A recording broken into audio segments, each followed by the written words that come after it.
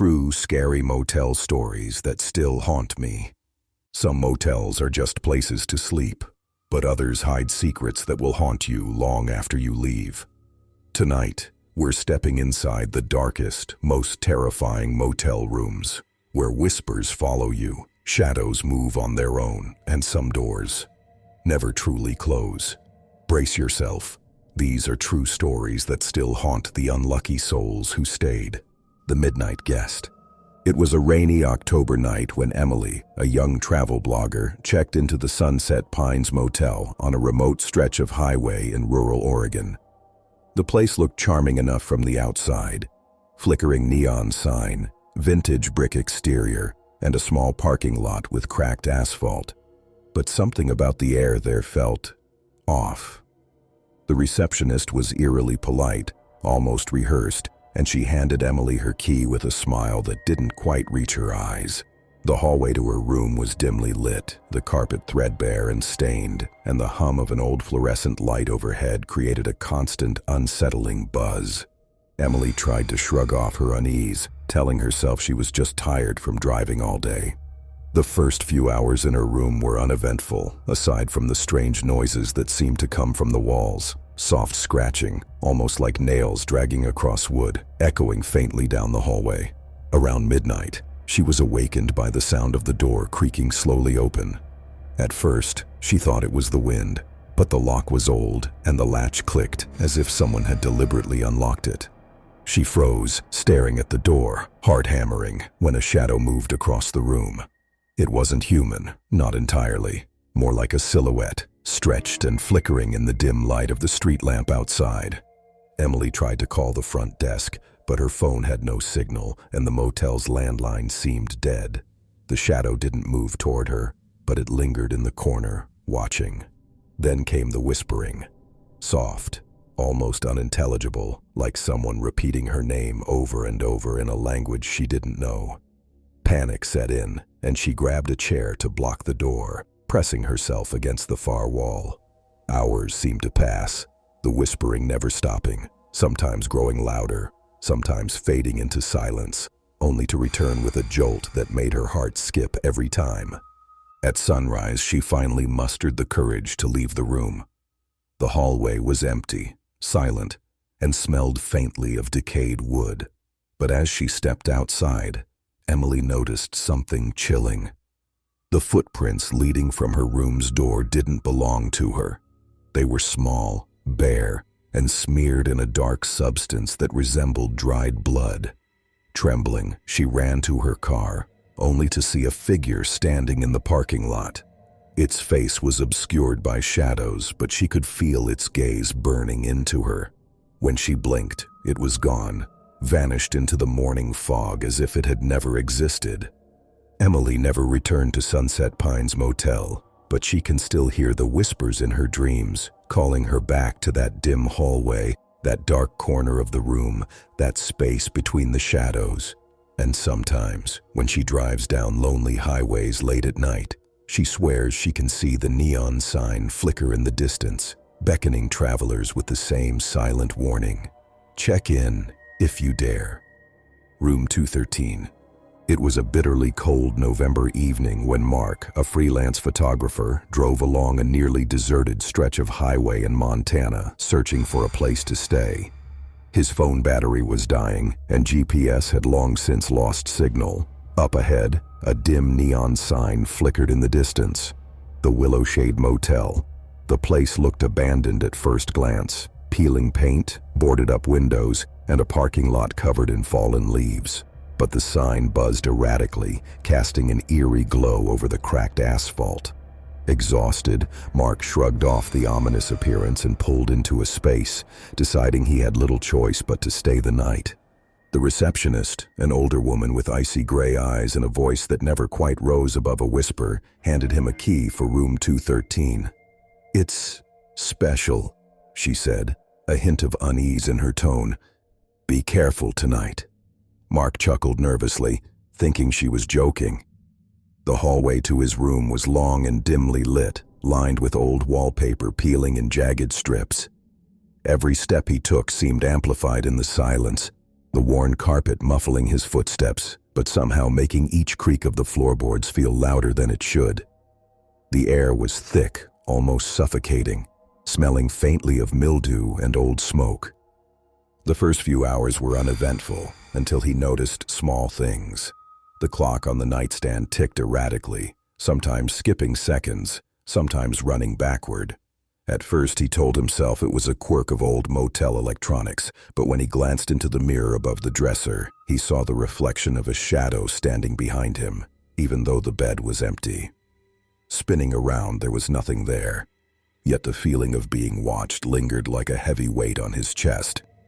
Around midnight, the horror began. It started with faint scratching noises along the walls, almost imperceptible at first, like something clawing at the plaster. Then came the footsteps, slow, deliberate, pacing just outside his door. Mark tried calling the front desk, but there was no dial tone. His phone, dead before he arrived, seemed almost alive, flickering with static images of shadowy figures when he turned it on. Panic set in, and he barricaded the door with the dresser, heart pounding, trying to convince himself that it was only his imagination. But room 213 had other plans. The air grew colder, his breath visible in the dim light. The scratching turned into rapping, then into sharp, deliberate thuds against the walls, as if someone, or something, was moving just beyond the plaster. The shadows in the room shifted, stretching unnaturally, slithering along the edges of his vision. When he turned on the bedside lamp, the light flickered violently, and in the brief moments of illumination, he saw dozens of faces, twisted, screaming, distorted, pressed against the walls, their eyes black voids staring directly at him.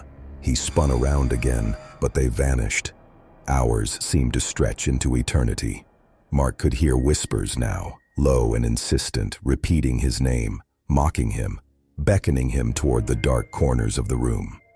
One of the whispers promised safety if he opened the closet, another threatened torment if he remained in the bed.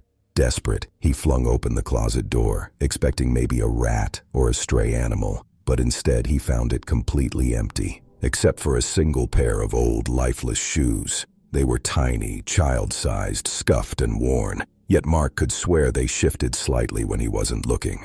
As dawn approached, the true horror revealed itself. The mirror above the dresser no longer reflected him.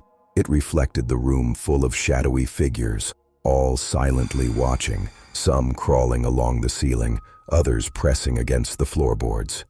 When Mark tried to leave, the hallway outside stretched impossibly, the door at the end appearing further and further away with each step. Panic-stricken, he ran, only to hear laughter, high-pitched, cruel, and echoing from every corner of the motel. The laughter chased him back into room 213, and for a moment he saw the floorboards ripple, the walls pulse, and the ceiling drip with dark, viscous liquid that smelled of iron and rot. Finally, exhausted and terrified, Mark collapsed on the bed, hoping to survive until morning. But sleep brought no relief. In dreams, the room became alive, expanding and contracting, filled with unseen faces, endless whispers, and chilling cold that seeped into his bones. He woke repeatedly to the sound of tiny footsteps running across the ceiling, the bed shifting beneath him, and the mirrors reflecting something that moved independently of reality. When the sun finally rose, the motel appeared calm, silent, almost inviting, as if nothing had happened. But Mark knew the truth. Room 213 had claimed him in ways he could never explain, leaving invisible marks on his mind, a permanent shadow lingering at the edge of his vision, and whispers that followed him wherever he went. Locals say that room 213 has been part of the motel for decades, and anyone who stays overnight experiences its malevolent influence. Some disappear entirely, while others leave, but are never the same again, haunted by glimpses of shadows, whispers in the dark, and the knowledge that the room waits for its next guest, hungering for terror, feeding on fear, and twisting reality into something no one should ever see. The vacancy that never ends. It was a freezing December night when Sarah and her brother Ryan were driving home from a family reunion in northern Nevada. Snow had started falling heavily, turning the highway into a slippery white ribbon of danger. With no hotel reservations and no other motels for miles, they spotted the faint glow of an old sign. Havenview Motel. Its neon letters flickered unevenly, some completely dark, giving the impression of a dying heartbeat. Desperate, they pulled in, hoping for a warm bed and a shower to thaw their chilled bodies. From the outside, the motel seemed abandoned. The parking lot was empty except for a single rusted sedan, and the windows reflected only shadows. The receptionist was an elderly man with a voice so soft it felt like it might vanish into the walls. He handed them their key cards without a word, and as they turned toward their room, he muttered something that was barely audible. Some doors, once opened, never closed properly. Sarah and Ryan exchanged nervous glances, dismissing it as a bad joke, but a small knot of unease began forming in their stomachs. Their room, number 7, appeared normal at first. A king-size bed, a flickering lamp, and wallpaper yellowed with age. But soon, subtle oddities emerged. The TV wouldn't turn off, no matter how many times they pressed the buttons, and every channel was a static-filled loop of a dark hallway, eerily resembling their own motel corridor.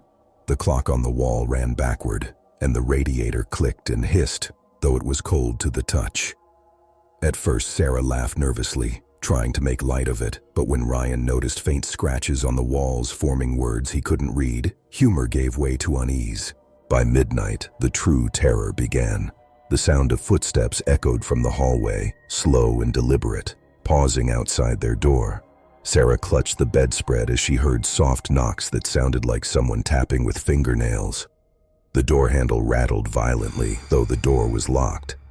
Shadows began moving in the corners of the room, independent of the dim lamplight, twisting and elongating in impossible ways.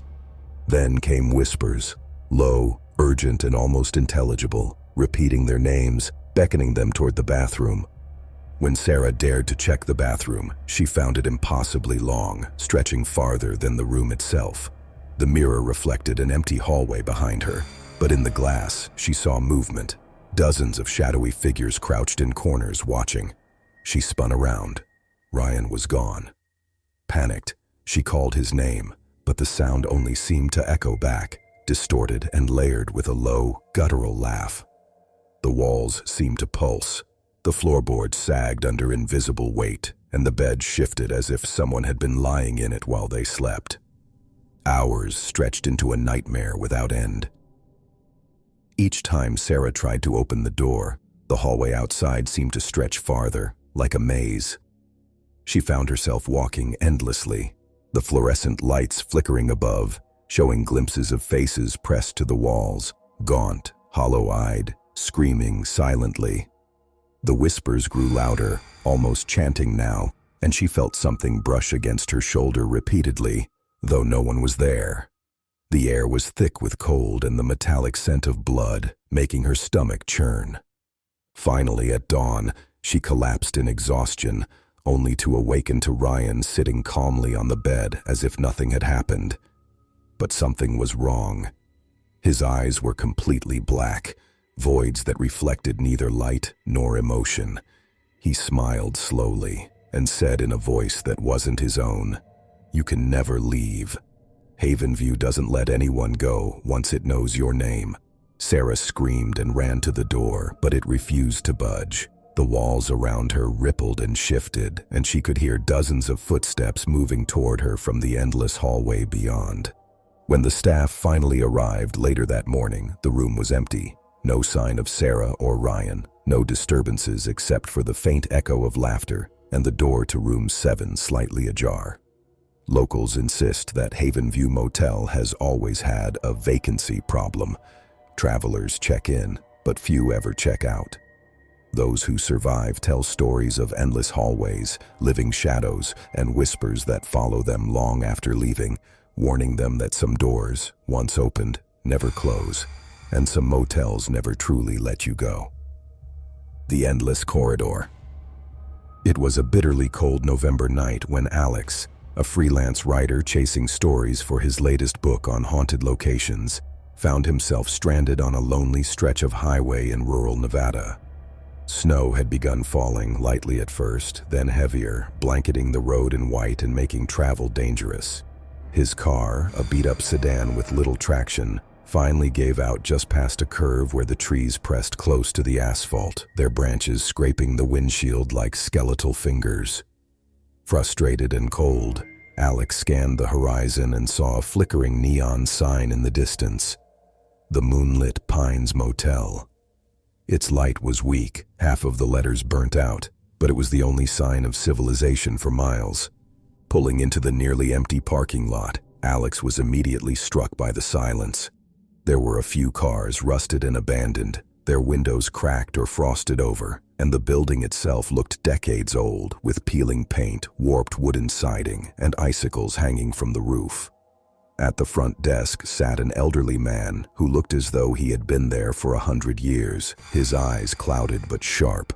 He handed Alex a key for room 9 without saying a word. "It waits for some guests," he muttered, almost as if talking to himself, and gave a small nod. Alex laughed nervously, chalking it up to the old man's eccentricity, and trudged toward his room. Room 9 appeared normal at first. A double bed with a faded quilt, a small desk, a TV, and a lamp with a cracked shade. The smell of old carpet and mildew permeated the air, but Alex, exhausted and freezing, barely noticed. He set his bags down and tried to relax, but as the night wore on, subtle things began to disturb him. The light flickered in an odd pattern, shadows stretched unnaturally across the walls, and the TV seemed to turn on by itself at random, displaying static-filled images of a long, dark corridor. A corridor that seemed eerily similar to the hallway outside his door. Around midnight, the real horror began. Alex heard faint whispers in the hallway, almost like someone reciting his name softly, urging him to come out. At first, he assumed it was the wind or his imagination. But the whispers grew louder, urgent, insistent, echoing through the cracks in the door. A scratching noise began at the baseboards, moving slowly along the length of the room, like nails scraping wood. He pressed himself against the bed, heart racing, listening as the sounds shifted into soft footsteps pacing back and forth outside his door. Trying to calm himself, Alex picked up his flashlight and cautiously opened the door. What he saw made his blood run cold. The hallway stretched endlessly in both directions, far longer than it should have been, with doors on either side that he didn't recognize. The walls were covered with old, faded wallpaper that seemed to writhe slightly, moving like something alive. Shadows darted across the walls, sometimes human-shaped, sometimes impossibly twisted, and he could hear muffled whispers and soft cries coming from behind the closed doors.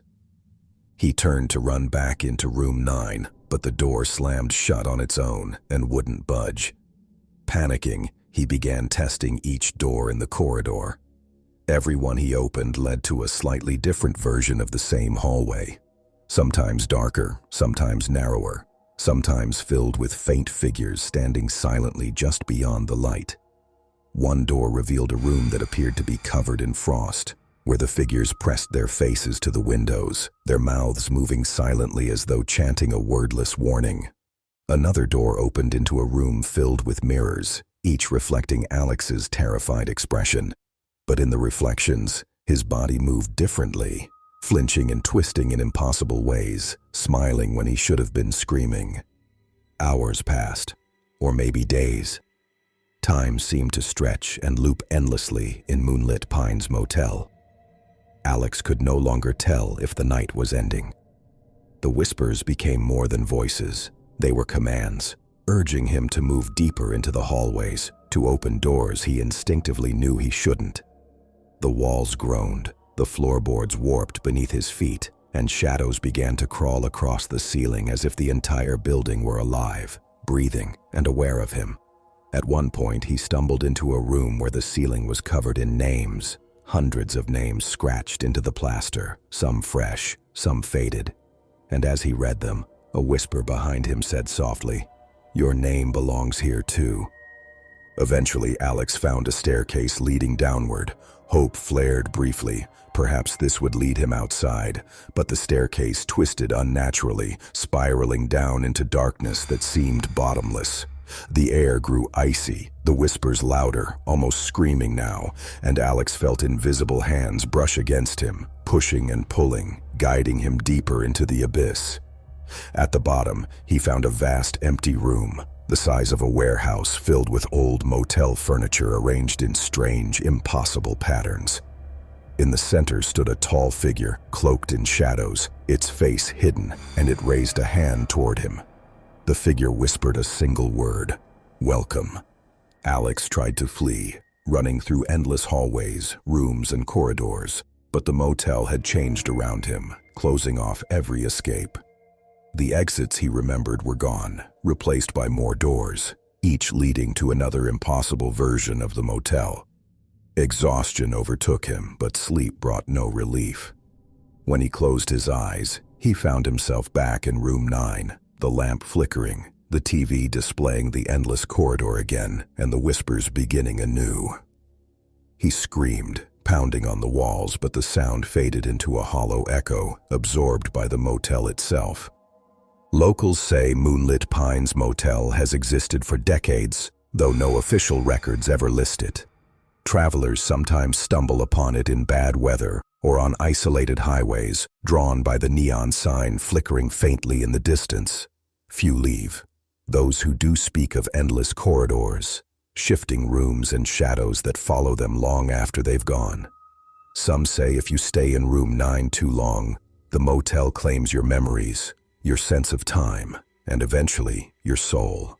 And though Alex was never officially found, witnesses occasionally report seeing a man wandering the roads near the motel, pale and hollow-eyed, muttering about endless hallways and doors that never close, trapped forever in a nightmare that exists somewhere between reality and something far darker.